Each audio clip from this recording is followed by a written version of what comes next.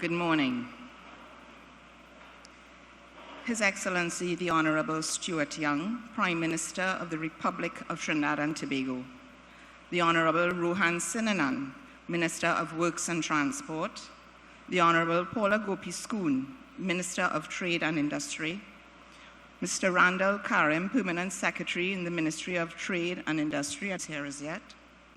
Lieutenant Commander Ronald Alfred, Director of Maritime Services Division. Mr. Riyad Juman, Acting Comptroller, Customs and Excise Division. Mr. Roger Roach, President of the Trinidad and Tobago Manufacturers Association. Ms. Diane Joseph, President of the Trinidad and Tobago Coalition of Services Industries. Mr. Kiran Singh, President of the Greater San Fernando Area Chamber of Commerce. Colonel Lyle Alexander, Chairman of the Port Authority of Trinidad and Tobago. Ms. Marcia Elbon Charles, Chief Executive Officer of the Port Authority of Trinidad and Tobago. Mr. Robert Ramsubag, Chief Executive Officer of the Port of Spain. Mr. Curtis Denny, President of Clipdeco, Point Lisas Industrial Port Development Corporation. Other distinguished guests, members and honorary members of the Shipping Association, members of the media, ladies and gentlemen, good morning. Welcome to the business breakfast of the 87th Annual General Meeting of the Shipping Association of Trinidad and Tobago. It is an honor to have you all here this morning, gathered at the Port of Spain Cruise Ship Complex, a fitting venue as we discuss the past, the present, and the future of the shipping and maritime sector, an industry that remains the backbone of trade, connectivity, and economic stability in Trinidad and Tobago. At the onset, I wish to extend my sincere appreciation to our newly appointed Prime Minister, Mr. Stuart Young, for gracing us with his presence and accepting the role of feature speaker at this important event. As you know, we did a lot of changes to the event, the venue, the time to facilitate your presence. Thank you. Prime Minister, your leadership comes at a time of transformation as we welcome the opportunity to engage in open dialogue about strengthening our nation's trade, shipping, and logistic and maritime sectors. I also wish to acknowledge the Minister of Works and Transport, Mr. Rohan Sinanan, a steadfast ally of this association and a dedicated advocate for maritime development.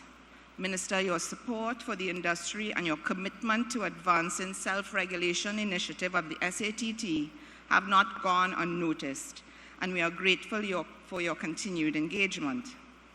In addition, I would like to thank Minister of Trade and Industry, the Honorable Paula Gopi-Skoon, for her tireless efforts to boost exports and seek new markets for Trinidad and Tobago's goods and leverage technology to improve trade facilitation.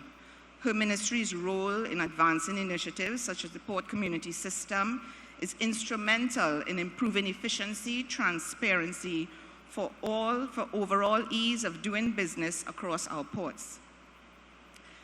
At this crucial juncture for the shipping industry, we convene today at a time of significant challenges and global uncertainty.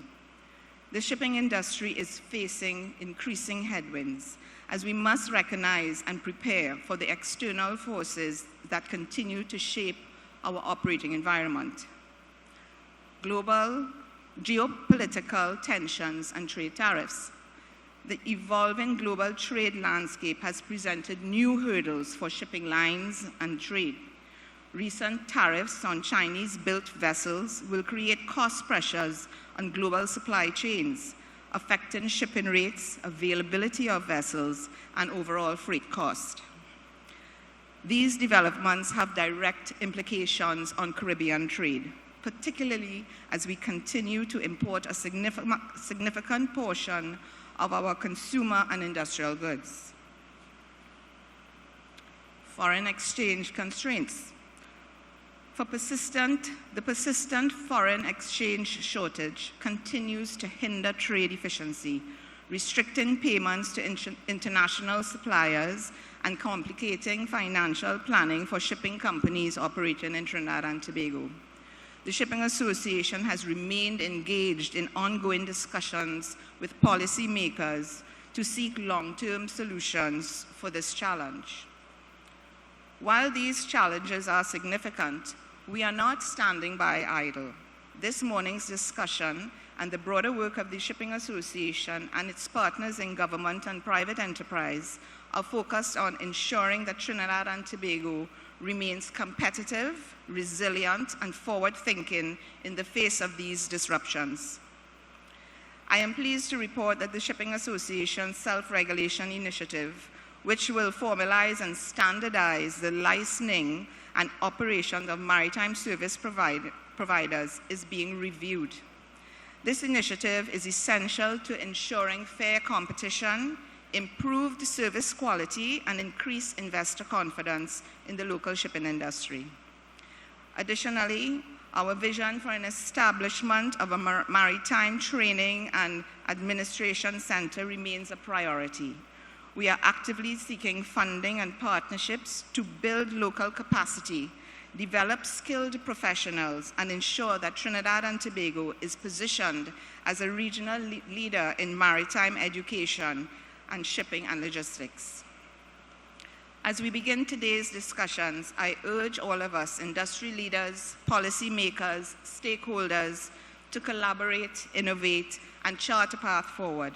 The strength of our industry lies in our collective ability to adapt, to work together, and to find sustainable solutions to the challenges we face.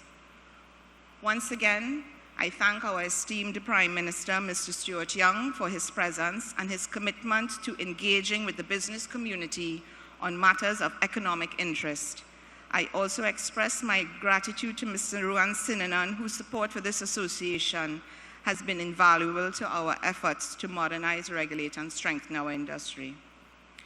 I look forward to a productive morning of discussion and insights as we continue to drive the future of shipping and trade in Trinidad and Tobago and the wider Caribbean. I thank you.